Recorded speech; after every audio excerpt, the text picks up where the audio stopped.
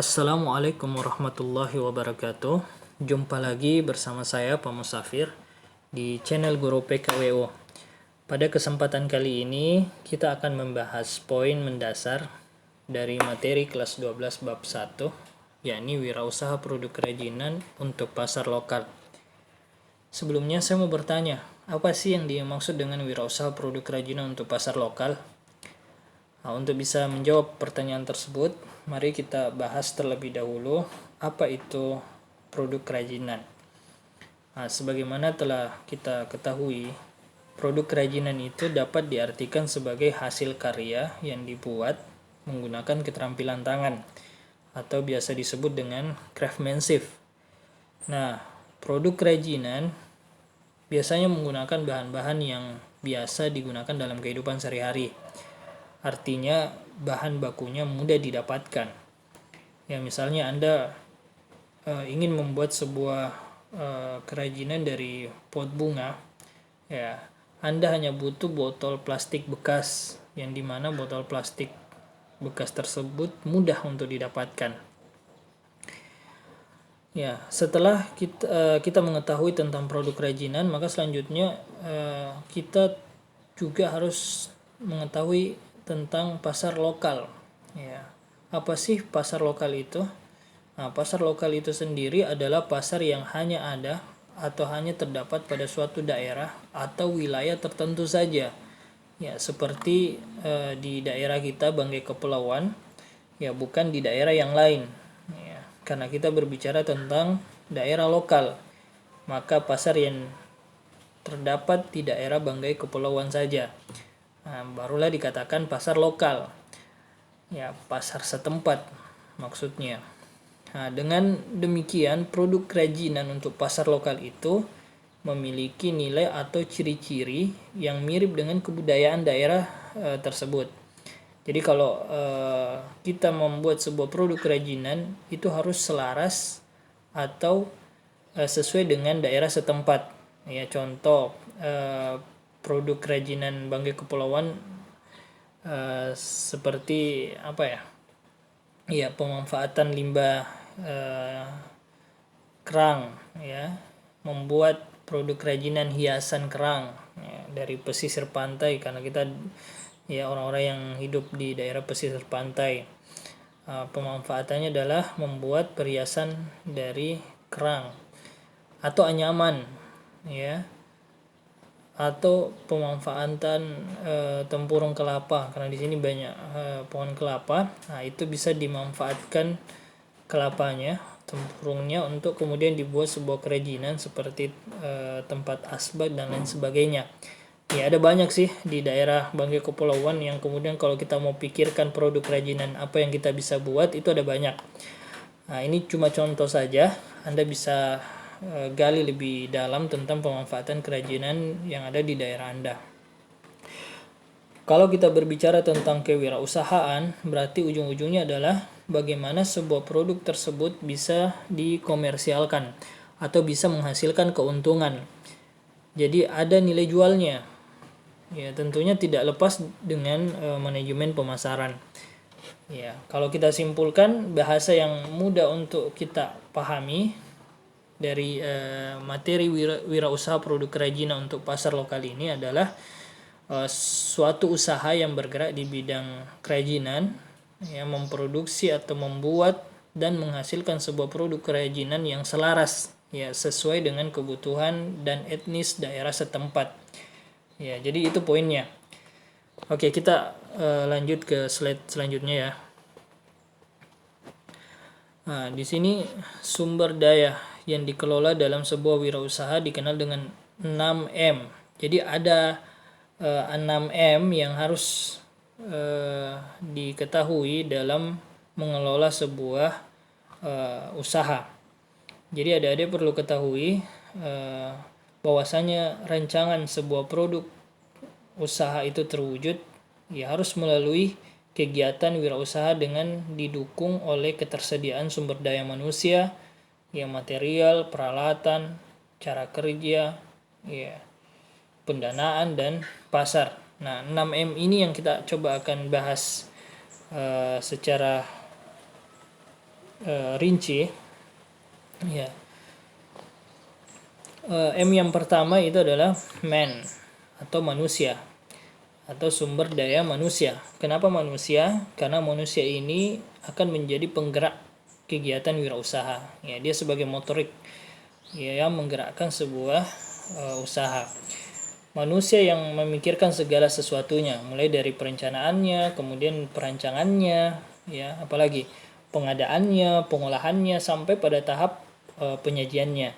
Nah, semua yang terlibat dalam setiap proses yang terjadi dalam sebuah usaha itu pasti adalah ya manusia.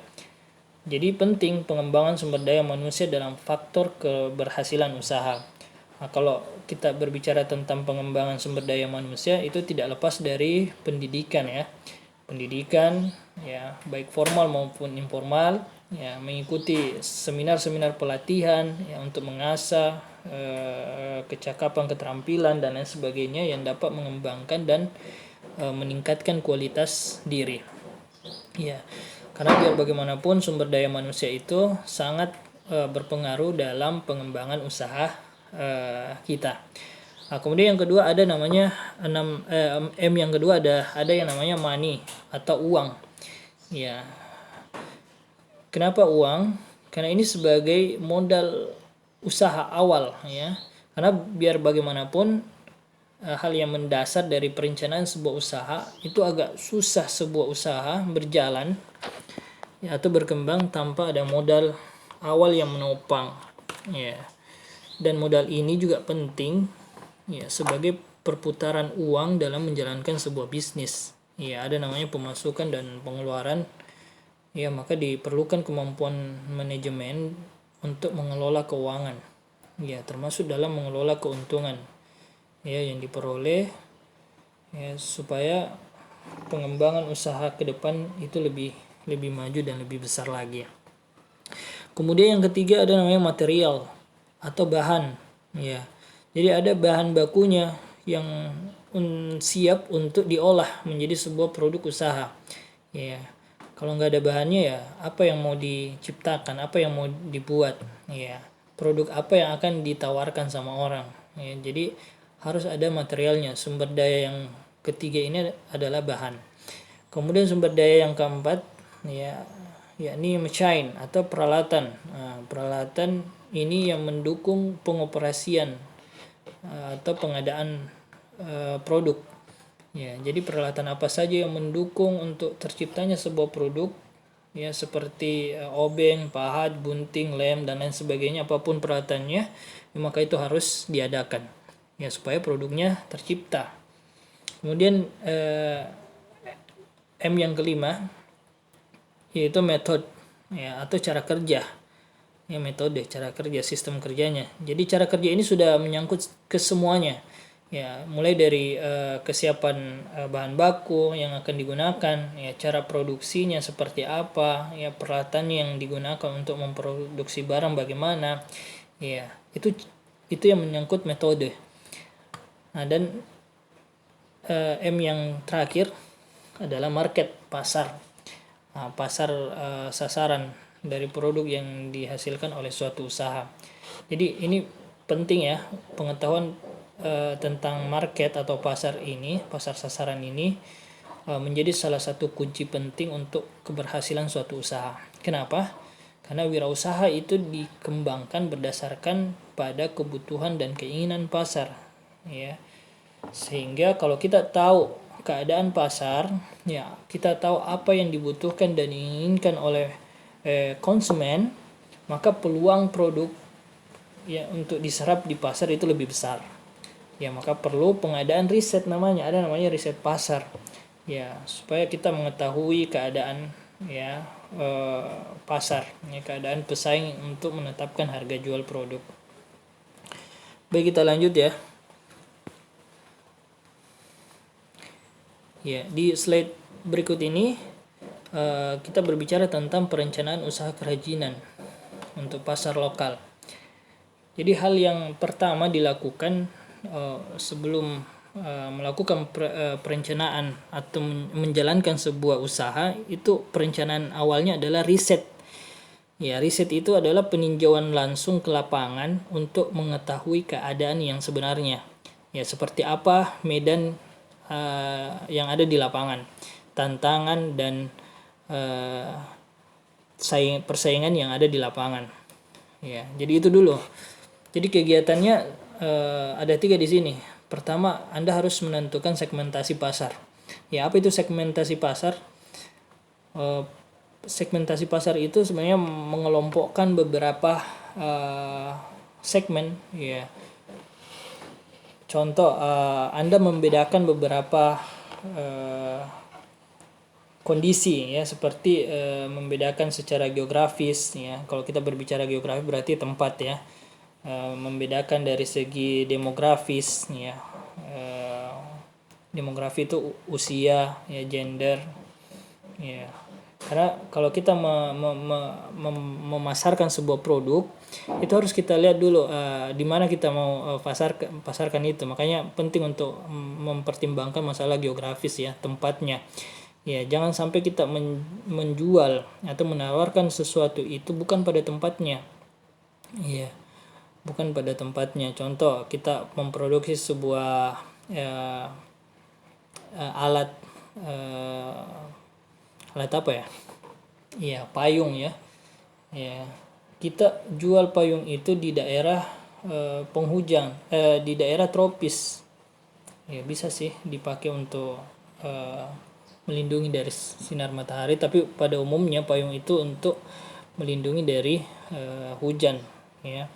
Nah, itu salah penempatan. Yang seharusnya produk payung itu, ya, ditawarkan pada tempat, ya, yang mengalami musim hujan. Nah, itu maksudnya, ya. Nah, kemudian segmentasi dari segi demografis tadi, ya. Nah, itu usia, gender itu kelamin, ya. Ya, khususnya produk yang kita ciptakan itu, ya, segmentasi pasarnya untuk anak-anak kah, orang dewasa kah, atau orang tua. Ya, kalau kita berbicara tentang usia, ya. Nah, kalau kita berbicara gender berarti jenis kelamin, ya. Apakah produk yang kita buat itu khusus untuk laki-laki atau perempuan? Nah, itu harus jelas itu. Nah, dan masih banyak pertimbangan pengelompokan segmentasi pasar, ya, termasuk karakter, ya, karakter sosialnya, gaya hidupnya, kepribadiannya itu mesti dipertimbangkan. Makanya kita harus riset ini, iya, apa yang dibutuhkan, apa yang diinginkan, ya, karena selalu berbicara produk itu selalu berbicara tentang selera, ya, daya beli. Oke, yang kedua, ya, mengidentifikasi kebutuhan dan keinginan konsumen, ya, mengenali, ya, apa saja yang dibutuhkan dan diinginkan konsumen. Ini harus, jangan membuat sebuah produk tapi produk itu tidak dibutuhkan oleh pasar, ya, jadi tidak laku. Jadi Anda harus terjun dulu ke lapangan, mengidentifikasi apa saja yang dibutuhkan dan diinginkan oleh konsumen, ya. Kemudian yang ketiga, mengenali kebiasaan daerah setempat. Nah, ini penting juga, ya. Untuk membuat sebuah produk itu harus tahu dulu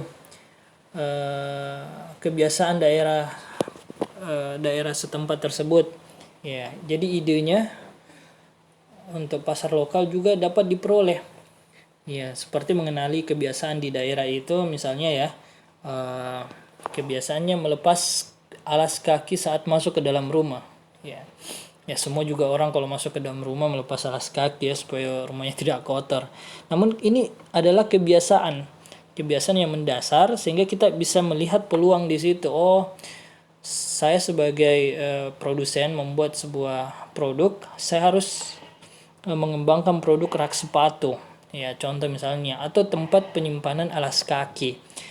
Nah, biasa kan begitu, ya, supaya sandalnya atau sepatunya ditaruh di rak sepatu, tempat penyimpanan, supaya lebih rapi, ya, seperti itu. Mengenali kebiasaan, ya. Atau anak-anak datang ke sekolah tiap hari, ya, dengan membawa tas misalnya.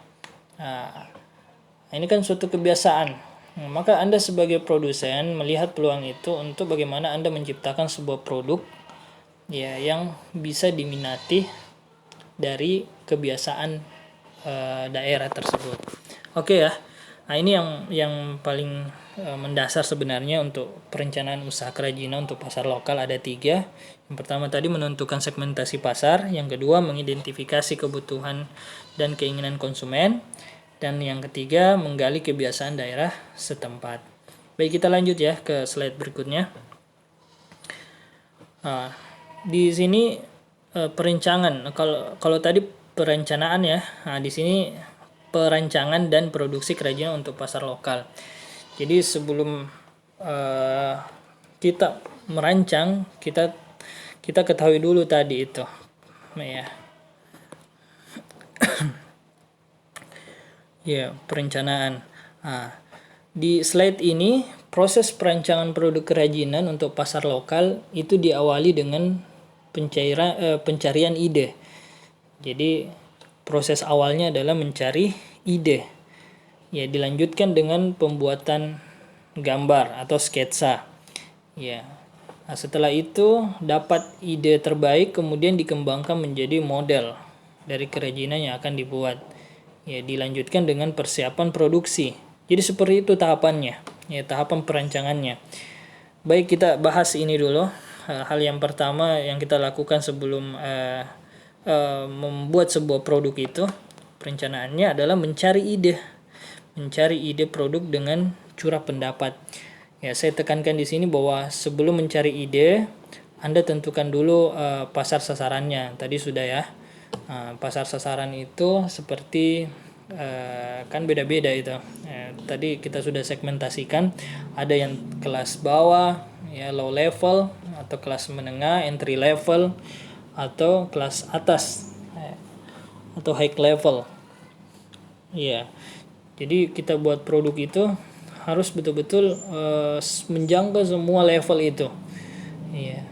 Atau produknya untuk anak-anak, dewasa, atau orang tua. Ya, jangan disamakan produk itu. Ya. Nah, di sisi lain Anda juga sudah menentukan jenis material dan teknik yang akan digunakan pada pembuatan produk kerajinan. Ya, Anda juga sudah tahu ya kebutuhan-kebutuhan apa saja yang diinginkan melalui riset tadi, ya, atau pengamatan pasaran tadi. Nah, langkah selanjutnya adalah mencari ide produk, ya, yang tepat. Ya, caranya seperti apa adalah ini, ya, curah pendapat atau biasa disebut dengan brainstorming. Ya, kalau Anda baca bukunya nanti yang saya sudah bagikan, nah di situ lengkap ya. Nah, yang dilakukan dalam kelompok di mana setiap orang itu menghasilkan ide-ide yang beragam. Jadi ada beberapa orang, teman atau kelompok, di situ semua ide-idenya dituangkan, ya, saling berbagi tentang produk yang akan dibuat, ya. Nah, bahkan yang tidak masuk akal sekalipun, ya, silahkan dituangkan ke dalam sketsa. Nah, setelah itu berlanjut pada tahap selanjutnya, ada namanya tahap rasionalisasi. Apa itu tahap rasionalisasi? Ya, adalah proses mengevaluasi ide-ide yang muncul dengan beberapa pertimbangan teknis. Jadi tadi sudah banyak nih ide-ide yang sudah dituangkan, yang sudah dikasih oleh teman-teman kelompoknya. Ya, kemudian dipertimbangkan, ya, memilih ide-ide yang dianggap paling worth it, ya, paling baik atau paling potensial untuk kemudian, ya, membuat produk kerajinan pasar lokal. Nah, tahap selanjutnya ada namanya setelah tahap rasionalisasi, ya, pemilihan ide itu, nah, ada tahap prototyping atau membuat studi model. Ya, apa maksudnya? Jadi tadi sketsa yang dibuat dari hasil ide, ya, itu masih tahap dalam bentuk atau format 2 dimensi. Ya, masih digambar di atas kertas, sehingganya masih dalam bentuk 2 dimensi. Ya, digambar pada bidang datar ya. Nah, pada tahap ini produk kerajinan yang akan dibuat itu adalah dalam bentuk 3D Max atau 3 dimensi. Makanya studi bentuknya, studi modelnya, nah, itu dibuat dalam bentuk 3 dimensi. Jadi realnya ya, Nah, kalau 3 dimensi itu kan bisa dilihat dari arah mana saja, mau depan, belakang, samping, kiri, kanan, ya itu real. Kalau 2 dimensi itu dilihatnya cuma satu arah saja, ya baru jelas. Kalau kita lihat dari samping agak kurang jelas. Nah itu bedanya ya 2 dimensi sama 3 dimensi. Baik, penentuan desain akhir. Nah ini masuk pada penentuan desain akhir, yaitu menentukan seperti apa model produk kerajinan yang akan diproduksi. Nah, tentunya melalui diskusi dan evaluasi yang dari awal sampai akhir ya. Sehingga kita sudah tentukan, oh seperti ini loh model produk yang kita akan ciptakan. Oke ya, kita lanjut di slide selanjutnya. Nah, di sini ada perhitungan harga jual produk kerajinan untuk pasar lokal. Nah, ini untuk pembahasan lebih mendetail silahkan baca bukunya atau materi modul yang sudah dibagikan. Ada 2 pendekatan yang Anda bisa coba dalam menentukan harga jual produk. Nah, di sini ada full costing dan variable costing. Ya, kalau full costing itu pendekatannya memperhitungkan semua unsur biaya produksi, yaitu biaya bahan baku, biaya tenaga kerja produksi, biaya overhead, ya, serta ditambah dengan biaya non produksi seperti biaya pemasaran. Ya, jadi biaya non produksi itu biaya yang tidak masuk ya pada saat memproduksi sebuah produk. Ya, seperti biaya pemasaran itu kan di luar dari non produksi. Ya, serta biaya administrasi dan umum. Jadi untuk menentukan sebuah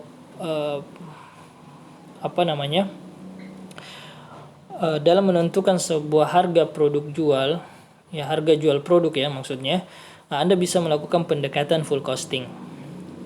Ya. Kemudian yang kedua, variable costing. Variable costing ini berbeda ya dengan full costing dalam menentukan harga jual produk. Kalau tadi full costing itu memperhitungkan semua unsur biaya produksi dalam menentukan harga produk. Ya, dia memperhitungkan semua unsur biaya produksi dalam menentukan harga produk. Nah, berbeda dengan variable costing, yakni metode penentuan harga produk hanya memasukkan komponen biaya produksi yang bersifat variabel saja sebagai unsur pokok. Ya, jadi untuk variable costing hanya meliputi biaya bahan baku, ya biaya tenaga kerja, ya, dan biaya overhead pabrik. Ya, itu saja. Jadi tujuan daripada perhitungan harga jual produk ini itu sebenarnya untuk menentukan harga jual produk. Jadi produk itu sudah jadi, kita mau tawarkan di pasaran dengan harga berapa. Makanya melakukan pendekatan dua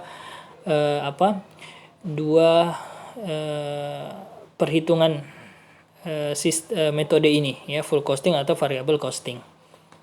Oke, untuk lebih detailnya nanti silahkan dibaca modulnya. Baik, kita lanjut saja di slide selanjutnya. Nah, di sini media promosi produk kerajinan untuk pasar lokal.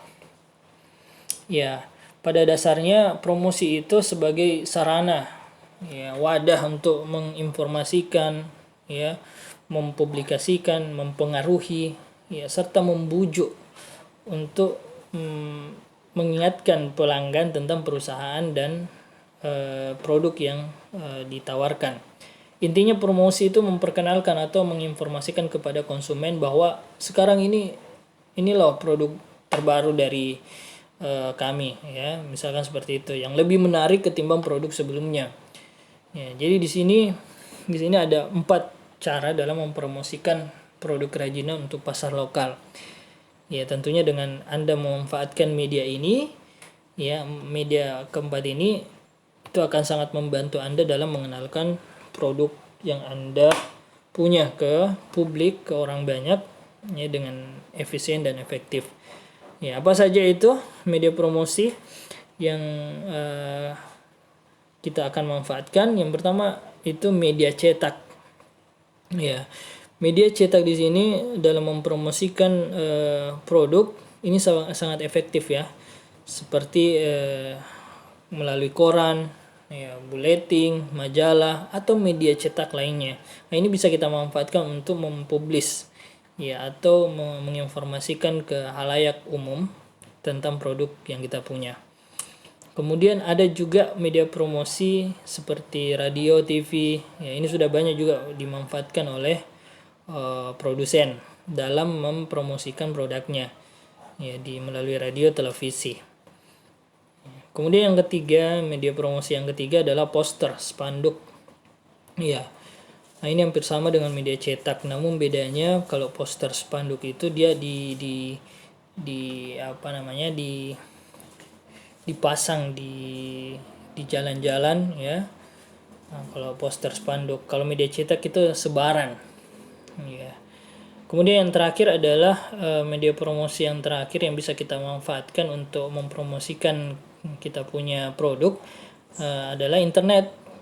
Nah, ini yang paling banyak dimanfaatkan dalam mengenalkan produk. Ya, paling banyak dimanfaatkan untuk saat sekarang ini karena memang internet ini sudah bukan hal yang biasa lagi, sudah menjadi konsumsi publik sehari-hari ya. Nah, Anda bisa manfaatkan media sosial, website, ya, blog dan lain sebagainya. Apalagi media sosial sekarang kan banyak itu, ya, Facebook, Twitter, Instagram, WA, WhatsApp dan lain sebagainya. Anda bisa share, bisa posting, ya, produk Anda, memperkenalkan produk Anda sehingga orang lain bisa tahu, oh ini loh produk Anda, seperti itu. Baik, kita lanjut ya. Jenis kegiatan promosi. Ya. Jadi untuk promosi itu sendiri ternyata ada kegiatannya ya. Kegiatannya seperti apa? Yang pertama itu ada namanya personal selling ya, atau penjualan tatap muka. Ya, bentuk promosi ini secara personal, pribadi, dengan mempresentasekan atau menjelaskan secara lisan ya, dalam bentuk percakapan langsung ya, face to face ya, kepada calon pembeli yang dituju. Ya, jadi kita langsung promosikan, tawarkan kita punya produk ya, langsung tatap muka pada orang atau konsumen. Kemudian yang kedua ada advertising, periklanan. Nah, ini tadi ya, yang sebelumnya juga kita sudah singgung, iklan. Nah, biasa pakai jasa ini kalau periklanan, dan kita pakai jasa orang lain untuk mengiklankan, mempublish kita punya produk. Nah, promosi atau iklan ini berbentuk non personal, ya, tidak pribadi, tidak person, dengan menggunakan berbagai media, ya, seperti tadi sebelumnya kita bahas, yang ditujukan untuk merangsang ya pembeli atau konsumen. Ya. Nah, pengiklanan ini menawarkan dan menyampaikan informasi kepada konsumen dengan cara mengemukakan ya keistimewaan produk Anda agar konsumen itu tertarik dan berkeinginan untuk membeli. Ya. Jadi iklan ini biasa banyak di televisi atau di radio ya, atau di internet ya. Kadang banyak sekali iklan-iklan kalau kita berkunjung ke website, sosial media, atau kita nonton YouTube, pasti ada iklannya. Ya. Nah, dan itu berbayar. Ya, kita mau pasang iklan di sebuah media, ya harus pakai jasa dan harus berbayar. Kemudian yang keempat ya, publication, ya, publikasi, promosi, ya, mempublikasikan.